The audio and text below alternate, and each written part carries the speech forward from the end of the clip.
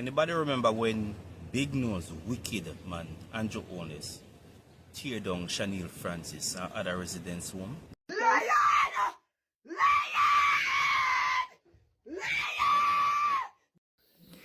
Chanel Francis bought piece of the land from PNP Klansman gang who sold the Bernard sugar lot belonged to cane farmers. Klansman gang captured the piece of land and sold it to Chanel Francis. So Chanel Francis bought the land illegally. The land were put there for Bernard Lodge sugar farmers. Now these people were squatting on the land. Listen this now. The land belongs to the Bernard Lodge sugar farmers. No houses were there except for Chanel Francis' only house. The other buildings that were erected there were unfinished structures. You cannot call a unfinished structures a house or houses, because unfinished structures are buildings without roofs. Houses are buildings with roofs. Now, Chanel Francis was the only house that was there. The other rest were unfinished structures. It was captured land stolen by PNP Klansman gang and was sold to people who are unaware of it. So they were end up being squatters on the land that sugar farmers, Bernard Lodge sugar farmers should have. Yeah, man. Remember this?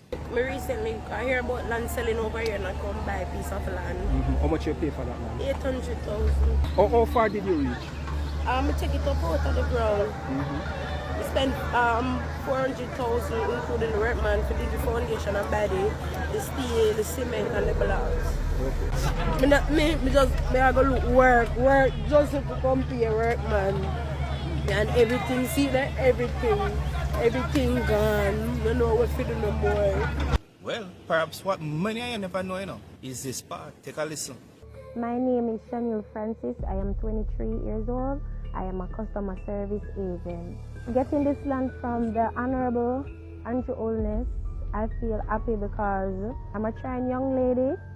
So getting this land from him is going to give me a quick start in life.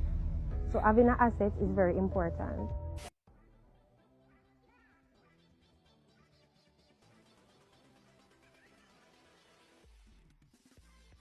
I want to say thank you, Andrew Onis, for giving me a second chance to own a home legally.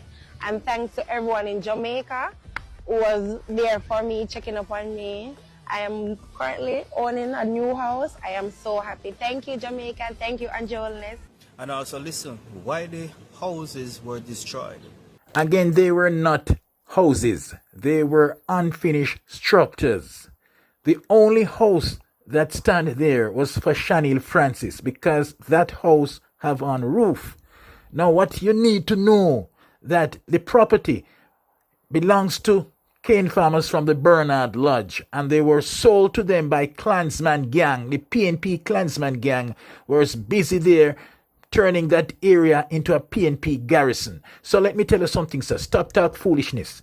The land belongs to Bernard Lodge sugar workers. It does not belong to these people. Also, MP for that area made a complaint about the illegal erecting of these unfinished structures on the property. Yes, he made that sort of complaint. So the PNP Klansman gang was going about selling this property to people, the people they are unaware of who they're buying the land from. Klansman gang was selling the Bernard Lodge sugar factory land for sugar workers to people. The PNP Klansman gang was doing this, and this man here talking foolishness. So the houses were illegally, sorry, not the houses, the buildings were illegally erected. So that's why the government has to demolish these houses in Clifton, St. Catherine. And even more importantly, listen to what the Prime Minister had to say about all the individuals that they reached out to assist. In any claim that government is acting unfairly, it is my duty as Prime Minister to ensure that fairness and equity prevails. And I stand here today on that statement because when Shaniel made her appeal on television, when the house that she was attempting to construct on lands that were not formally and legally acquired, on lands that were designated for agricultural purposes, and indeed were in use for agriculture, I could see the equity issue. Like many other Jamaicans who felt that we should knock down our house, regardless of whether or not that house was legally constructed. We have stood up for order and at the same time stood up for fairness, because Shaniel is there as a perfect example of equity in the pursuit of order. She will have a house that is properly built on a land that she will have her title for. And that opportunity was given to all 9. 4 have come forward so far. You know, we have gotten to a stage where, like, we find pleasure in destroying others, even when we don't know nothing about them. We try to crucify them, nail them on a cross, and the goodness that they do. If you don't know what you're talking about, you better shut your damn mouth. I don't know what kind of goodness you're talking about Klansman gang did. But what we're saying, the lands were stolen by Klansman gang and fraudulently sold to these people. And the people end up being squatters. You understand what I'm saying? So the Prime Minister is right in what we're saying. You just coming here and guessing. You don't understand one thing what you're saying. So you better behave your mouth. You're illiterate, you're dark, you're stupid, and you're only chatting off the top of your head. And the assistance that they try to mete out to the residents of Jamaica, those never get publicized because it doesn't suit a set of people agenda.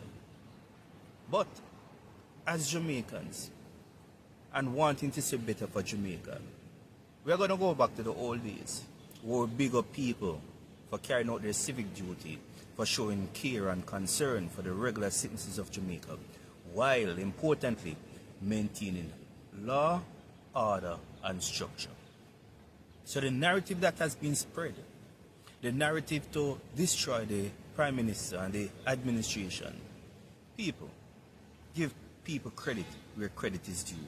And let's stop the nonsense and continue to build the country, because it will be to our benefit at the end of the day. So, this is how the story ends. But probably some of you knew, and perhaps many of you wouldn't have been aware, because it was not as publicized as when the demolition exercise took place. But guess what? Stay blessed. We still love you, but we are asking for all in the head up and to let's build this country together, irrespective of which political party you support. This video, as you realize, wasn't a disrespect to the Prime Minister. You disrespected the Prime Minister. When you start this video, you're calling big news. That's disrespect. So don't come here with your hypocrisy. You don't know what you're saying. You have no idea to what you're saying. You're illiterate. Go read.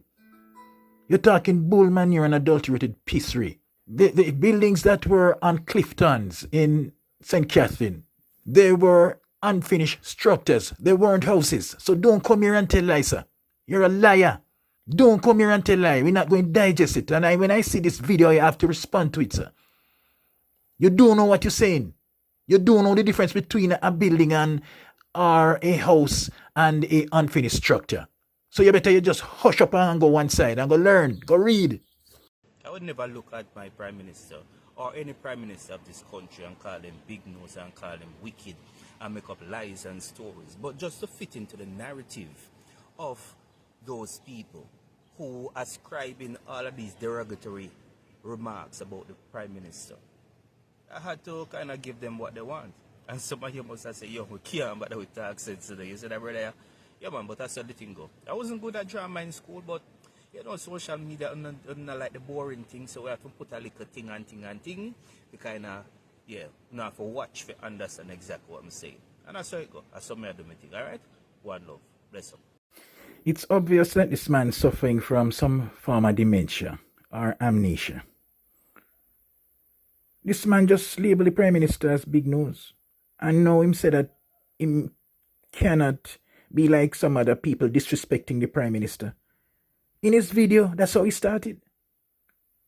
So you can't have a man like this, same social media content, and I suffer from forgetfulness.